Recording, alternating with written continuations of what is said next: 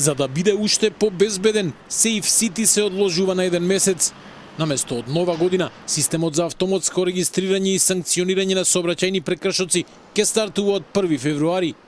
Казнувањето се одложува за да се продолжи тест периодот во кој и Министерството за внатрешни работи, но и граѓаните детектираа низа пропусти и нелогичности во системот. Еден од нив се однесува на возилата на лизинг и рентакар, каде што казните автоматски пристигнуваат до компаниите собственици, а не до возачите кои реално управувале со автомобилите во моментот на прекршокот. Кај службените и комерцијалните возила системот Безбеден град ги евидентира прекршоците на име на формалниот собственик, што го отежнува процесот на утврдување одговорност и може да доведе до доцнење или пропуштање на рокот за плаќање со намалена казна.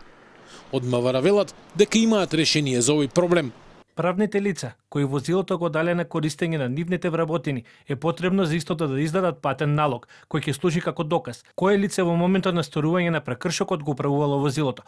Во однос на лизинг компаниите и рентакар компаниите, истите ќе имаат обврска со МВР да достават список информација за лицата кои ги користат возилата, се со цел пренасочување на одговорноста при сторен сообраќајен прекршок.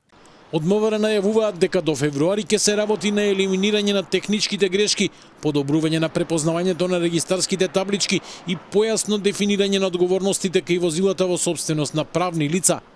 Целта велат е казните да бидат точни, правични и неселективни, пред камерите да почнат да удираат под джебот на возачите. Тестирањето почна на 1 декември, кога само во првиот ден беа регистрирани повеќе од 110.000 прекршоци. Овие бројки отворија дилеми дали станува збор за реална слика на сообраќајната култура или за слабости во системот, што дополнително потврди дека е потребно одложување на стартот. Системот Safe City за сега функционира во Скопје, Куманово и Тетово и долж коридорите 8 и 10D.